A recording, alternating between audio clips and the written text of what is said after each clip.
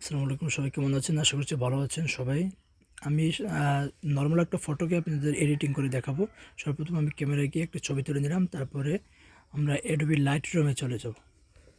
Lightroom অ্যাক্টিভে Lightroom অ্যাপটাকে আমরা open করব। Open করার পরে আমরা একটা প্রিসেট কপি করে নিব। সর্বপ্রথম চলে যাব গ্যালারিতে। গ্যালারিতে যাওয়ার পর আমার প্রিসেটটাকে আমি এখান থেকে সেটিংসটা কপি করে নিয়ে কপি সেটিংসে আমি চাপ দেবো, তারপরে 3টে টিকমার্ক দিয়ে দেবো, তারপরে ব্যাক চলে আসবো, তারপরে আমরা যে ফটোটা তুলছিলাম ওটার উপরে চলে যাব, তারপরে 3 ডটে ক্লিক করে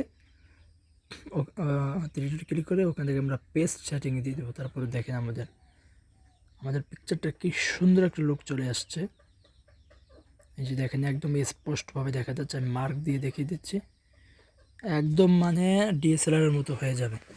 আপনারা এভাবে পিকচার এডিটিং করতে পারেন। তারপরে যদি আপনারা লাইটটা একটু বাড়িয়ে কমিয়ে নিতে চান, এখান থেকে আরও ভালোভাবে আপনারা অ্যাডজাস্ট করে নেবেন। সুন্দরভাবে আপনাদের যেরকম পছন্দ হয় সেরকমভাবে আপনারা এখান থেকে বাড়িয়ে কমিয়ে সুন্দরভাবে অ্যাডজাস্ট করে নেবেন।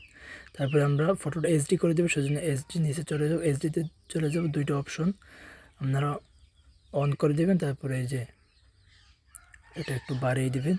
বাড়িয়ে দেওয়ার পরে আপনাদের ইচ্ছা মতো বাড়িয়ে কমিয়ে দিয়ে একদম দেখবেন ফটোটা সুন্দরভাবে এইচডি হয়ে গেলে টানে দিয়ে দেবেন। ব্যাস, তারপরে আমরা ফটোটাকে সেভ করে নেব। ওই যে কর্নারে শেয়ার অপশন আছে, ওই শেয়ার অপশনে আমরা প্রথমে ক্লিক করব।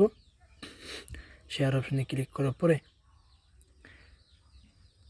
আমাদের সামনে একটা অপশন চলে আসবে এক্সপোর্ট। তারপরে এক্সপোর্টে ক্লিক করে আমরা ফটোটাকে সুন্দরভাবে সেভ করে গ্যালারিতে নিয়ে যাই।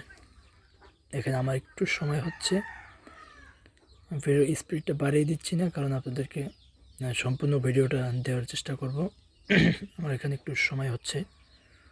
দেখুন আপনারা, এই যে আমার ফটোটা সেভ হয়ে গেছে। তারপর আমি গ্যালারিতে গিয়ে দেখাই যে আমাদের নর্মাল ফটোটা দেখুন কেমন লাগছে, আর আমাদের এডিটিং করা ফটোটা দেখুন একদম কোনো প্রকার কেউ বলতেই পারবে না এটা ডিএসএলআরের তোলা নাকি মোবাইলের তোলা।